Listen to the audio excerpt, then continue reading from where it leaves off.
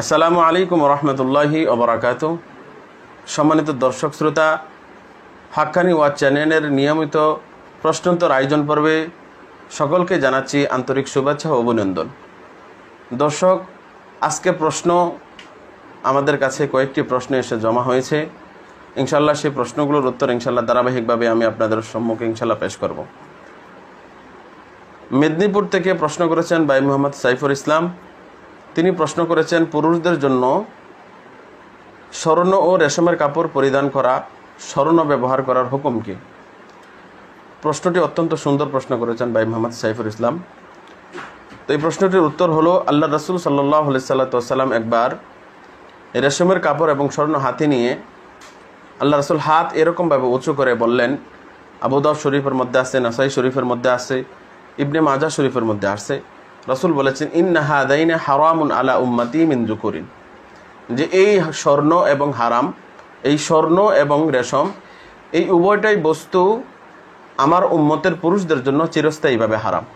সেই প্রেক্ষিতে পুরুষের জন্য স্বর্ণ ব্যবহার করা এবং রেশমের কাপড় ব্যবহার করা সম্পূর্ণ হারাম। আরও প্রশ্ন করেছেন শেখ মোহাম্মদ আলী মেদিনীপুর থেকে। তিনি প্রশ্ন করেছেন, লাল ও হলুদ রঙের কাপড় পরিধান করা পুরুষদের জন্য হুকুম কি? এক্ষেত্রে রাসূলুল্লাহ সাল্লাল্লাহু আলাইহি সাল্লামের বর্ণনা, হযরত আমর ইবনুল আস রাদিয়াল্লাহু তাআলা আনহুর বর্ণনা, মুসলিম শরীফের 2077 নম্বর হাদিস। সেই হাদিসের মধ্যে রসুল বলেন, রাআ রাসূলুল্লাহ সাল্লাল্লাহু আলাইহি সাল্লাম আলা সাউবাইনা মুআসফারাইনা ফাকালা ইন্না হাদিহি মিন থিয়াবিল কুফারি ফালা তালবাসহুমা। আল্লাহ রাসূল সাল্লাল্লাহু আলাইহি সাল্লাম একজনকে দেখলেন যে তিনি লাল এবং হলুদ রঙের কাপড় পরিধান করেছেন। তখন রাসূলুল্লাহ সাল্লাল্লাহু আলাইহি সাল্লাম বললেন যে এই দুইটা হলো কাফেরদের পোশাকের সাথে সামঞ্জস্যতা রাখে, অতএব এগুলাকে তোমরা পরিধান করো না। কোনো হাদিসের মধ্যে আসছে, রাসূলুল্লাহ সাল্লাল্লাহু আলাইহি সাল্লাম কই সাহাবা বললেন, এ আল্লাহর রাসূল, তাহলে কি আমি এটাকে ধুয়ে এই কালারটাকে বের করে দিব? রাসূলুল্লাহ সাল্লাল্লাহু আলাইহি সাল্লাম বললেন, না, এটাকে তুমি ধুবে না, বরং তুমি এটাকে একদম পুড়ে ফেলো। দেখেন, লাল এবং হলুদ রঙের পোশাক পরিধানের ব্যাপারে পুরুষদের জন্য কত কঠোরতা রাসূলুল্লাহ সাল্লাল্লাহু আলাইহি সাল্লাম তিনি করেছেন। অর্থাৎ লাল এবং হলুদের রঙের পোশাক পুরুষদের জন্য ব্যবহার না করাই বাঞ্ছনীয়। আশা করি উত্তরটি বুঝতে পেরেছেন। নদিয়া থেকে প্রশ্ন করেছেন ভাই মোহাম্মদ আবদুল্লাহ। তিনি প্রশ্ন করেছেন, মসজিদের দোতলায় যদি ইমাম সাহেব ইমামতি করেন এবং মসজিদের নিচ তলায় যদি মুক্তাদিগণ নামাজ আদায় করেন, তাহলে কি নিচতলার মুক্তাদিগণের জন্য নামাজ সহি হবে কিনা? ভাই মোহাম্মদ আবদুল্লাহ অত্যন্ত সুন্দর প্রশ্ন করেছেন। তো এই প্রশ্নের উত্তরে, মসজিদের ইমাম যদি দোতলায় ইমামতি করেন, এক্ষেত্রে যদি মসজিদের দোতলা মুসল্লিতে পরিপূর্ণ হয়ে যায়, তাহলে নিচতলার মুসল্লিদের জন্য নামাজ পড়া ঠিক আছে, নামাজ সহি শুদ্ধ হয়ে যাবে। আর যদি মসজিদের দোতলা মুসল্লিতে পরিপূর্ণ না হয় এবং নিচতলায় মুসল্লি দাঁড়িয়ে যায় এসে, এক্ষেত্রে নিচতলা মুসল্লিদের নামাজ আদায় হয়ে যাবে ঠিক, তবে সেটা মাকরুহ হবে। আশা করি উত্তরটি বুঝতে পেরেছেন।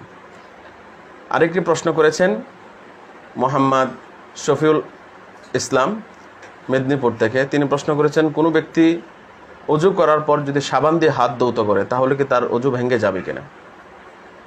না ভাইজান, যদি কোনো ব্যক্তি অজু করার পর সাবান দিয়ে হাত ধৌত করে, তাহলে তার অজু ভেঙে যাবে না। কারণ সাবান দিয়ে হাত ধৌত করাটা এটা নাওয়াকিজ অজু, অর্থাৎ অজু ভঙ্গের কারণসমূহের মধ্যে থেকে কোনোটি নয়। অতএব সাবান দিয়ে হাত ধৌত করার পর অজু ভাঙবে না। আরেকটি প্রশ্ন করেছেন, স্বামী স্ত্রী উভয়ে রাত্রে স্বামী স্ত্রী সুলভ আচরণ করার পর ঘুমিয়ে যায়, অতঃপর ফজর তুলু ফজর অর্থাৎ সূর্য উদয়ের কিছুক্ষণ পূর্বে তারা জাগ্রত হয়, যখন প্রায় ফজরের ওয়াক্ত শেষ হয়ে যাবে, এই সময়ে তারা নামাজ কি করে আদায় করবে? এই ক্ষেত্রে কি তারা পবিত্রতা অর্জন করতে গিয়ে নামাজ কাজা করবে কি না?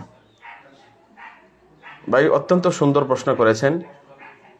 রাসূলুল্লাহ সাল্লাল্লাহু আলাইহি সাল্লাম তিরমিজি শরীফের প্রথম হাদিস, আল্লাহ রসুল বলেন, লা তুকবালু সলাতুন বিগাইরি তুহুরিন, কোনো ব্যক্তির নামাজ পবিত্রতা ব্যতীত গ্রহণযোগ্য হবে না, আল্লাহ রাব্বুল আলামিন কবুল করবেন না।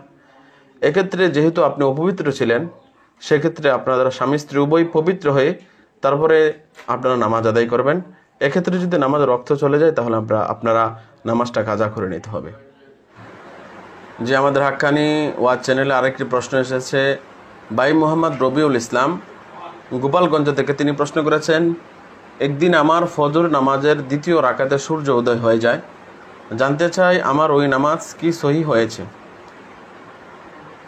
না ভাই মোহাম্মদ রবিউল ইসলাম, আপনার ওই নামাজ সহি হয়নি। যেহেতু আপনি নামাজ আদায় করতে গিয়ে আপনার ওই দ্বিতীয় রাকাতেই সূর্য উদয় হয়ে গেছে, তাই আপনার ওই নামাজটি আদায় হয়নি। সেক্ষেত্রে আপনার ওই নামাজটি পুনরায় কাজা করে নিতে হবে। যে আরেকটি প্রশ্ন করেছেন ভাই মোহাম্মদ হাবিবুর রহমান উত্তরা থেকে। তিনি বললেন, আমার জানামতে নামাজে নারীদের চুল রেখে রাখা আবশ্যক। চুল খোলা থাকলে নামাজ হয় না, কিন্তু কিছু কিছু নারীকে দেখা যায় এমন পাতলা ওড়না পরে নামাজ পড়ে যে ওড়নার ওপর দিক মাথার চুল স্পষ্ট দেখা যায়। প্রশ্ন হলো, তাদের নামাজ কি সহিহ হবে? ভাই মোহাম্মদ হাবিবুর রহমান উত্তরা থেকে অত্যন্ত সুন্দর প্রশ্ন করেছেন, যেটি অত্যন্ত জরুরি প্রশ্ন। প্রশ্নটির উত্তর হলো, নামাজে নারীদের মাথা ও চুল ঢেকে রাখা ফরজ, কিন্তু যদি কোনো নারী নামাজের মধ্যে তার মাথা এমন পাতলা কাপড় দিয়ে ঢেকে রাখে যে কাপড় দিয়ে ঢেকে রাখার কারণে তার চুল দেখা যায়, তাহলে তার নামাজ সহি হবে না। তাই নামাজ আদায়কালে নারীদের জন্য মোটা কাপড়ের দিয়ে তার চুল ঢেকে রাখা, যেন তার একটা চুলও যেন দেখা না যায়।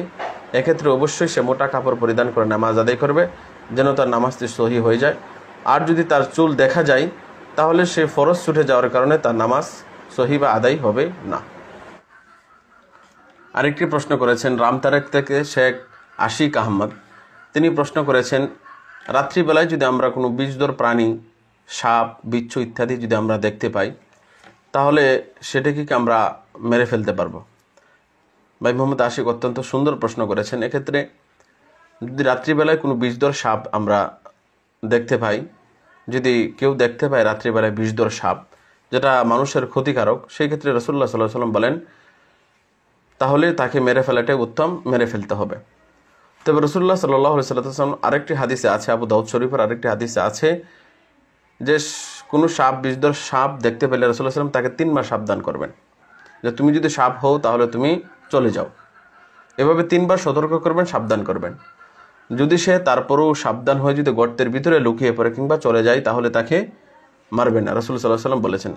আর যদি সে গর্ত থেকে আবার আক্রমণ করার জন্য বের হয়ে আসে অথবা কাউকে ক্ষতি করার জন্য আবার সে তেরে আসে, তাহলে রাসূলের হাদিস ওই হাদিস যে তোমরা ওই বিষধর সাপটিকে এবং ওই ক্ষতিকর প্রাণীটিকে মেরে ফেলাই উত্তম। আরেকটি প্রশ্ন করেছেন, আমরা নামাজ আদায়কালে অনেক জায়নামাজে দেখতে পাই মক্কা শরীফ ও মদিনা শরীফের ছবি ইত্যাদি আমরা দেখে থাকি। এক্ষেত্রে যদি আমরা ওই জায়নামাজের মক্কা শরীফের ছবির মধ্যে পা লেগে যায়, মদিনা শরীফের ছবির মধ্যে যদি পা লেগে যায়, তাহলে কি সেটা কি অবমাননা হবে কি না? মক্কা এবং মদিনা শরীফকে অবমাননা হবে কি না? দেখুন ভাই মোহাম্মদ আশিক, মক্কা এবং মদিনা শরীফের ছবি এবং মক্কা এবং মদিনা শরীফ এটা আমাদের একটি কলিজার অংশ। সেক্ষেত্রে অবশ্যই কোনো মুসলমান পারে না যে ইচ্ছাকৃতভাবে কেউ মক্কা এবং মদিনা শরীফের পা রেখে অবমাননা করবে। অবশ্যই আমাদের জায়নামাজের মধ্যে যে পা লেগে যায় সেটা আমাদের ইচ্ছাকৃত হয়ে থাকে না, অনেক সময় সেটা অনিচ্ছাকৃত হয়ে যায়। সেক্ষেত্রে অনিচ্ছাকৃত যদি সেটা হয়ে থাকে তাহলে তার মধ্যে কোনো গুনাহ নেই। কিন্তু ইচ্ছাকৃতভাবে যদি মক্কা এবং মদিনা শরীফের ছবির মধ্যে কেউ অপমান করার জন্য কেউ যদি পা রাখে, তাহলে অবশ্যই তার সেটা গুনাহ হবে, অবশ্যই তার সেটা পাপ হবে। এক্ষেত্রে তার তওবা করানো